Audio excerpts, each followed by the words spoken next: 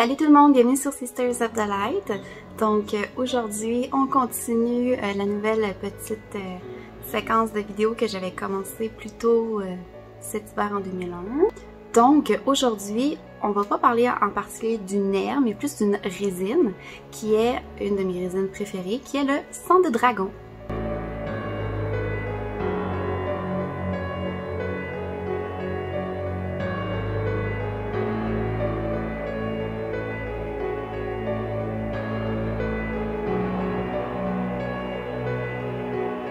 Donc, premièrement, d'où provient-elle?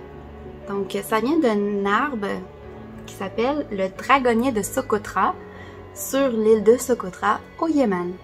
Il y en a aussi des dragonniers dans les îles Canaries et il y en a aussi dans le même type au Mexique jusqu'en Colombie.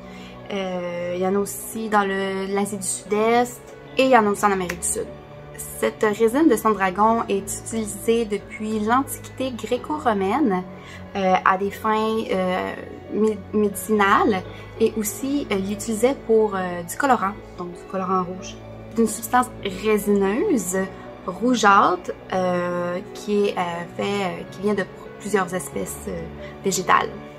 Donc, le sang de dragon, on va en tant que tel on peut l'utiliser pour faire de l'encens, comme vous m'avez probablement déjà vu dans ma vidéo plus tôt cette année.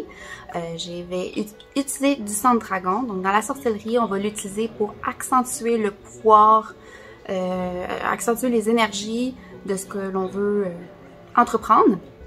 Elle sert beaucoup afin d'éloigner les mauvais esprits, aussi d'éliminer les énergies négatives.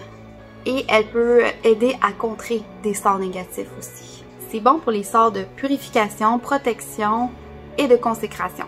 Pour ce qui est des raisons médicinales, je préfère pas trop m'avancer là-dedans. Je suis pas herboristerie ou quoi que ce soit. Je vous conseillerais de faire vos recherches, d'aussi peut-être consulter un médecin, savoir si c'est... J'ai pas vu de contre-indication comme quoi il faut faire vraiment attention, c'est vraiment... ça peut être toxique ou quoi que ce soit, mais quand même, je vous dirais de garder quand même une certaine méfiance avant d'utiliser ce genre de produit-là pour...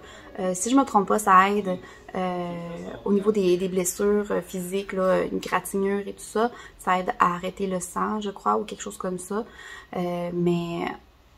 Je suis quelqu'un qui prend quand même assez la médecine moderne, mais il y a rien mal des fois à glisser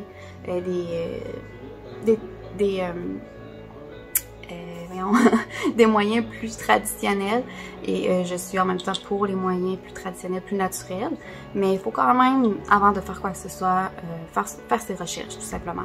Donc, moi, c'est ça. Moi, je l'utilise beaucoup pour accentuer les effets des sorts, des rituels, de tout ce que j'entreprends. J'en mets dans tous les encens. J'adore l'odeur aussi, ça sent bon. Moi, personnellement, j'adore l'odeur. Donc, ça ressemble à mon petit pot ici. Ça sent bon, ça sent pas trop fort, donc j'aime bien ça. Et il faut savoir que le sang de dragon provient d'arbres qui sont quand même vulnérables, en particulier à cause des changements climatiques. Donc, c'est pas nécessairement causé par l'homme, mais plus à cause du changement climatique, qui est quand même causé un peu par l'homme. Donc, c'était une petite vidéo rapide sur la résine de sang de dragon. Dites-moi, vous, en quoi vous l'utilisez? Est-ce que vous aimez l'odeur? Est-ce que vous n'aimez pas ça? Est-ce que vous ne connaissez pas ça du tout? Dites-moi, vous, en quoi vous l'utilisez ou si vous ne l'utilisez pas. Puis, sur ça, on va se dire à très bientôt pour une autre vidéo. Bye bye!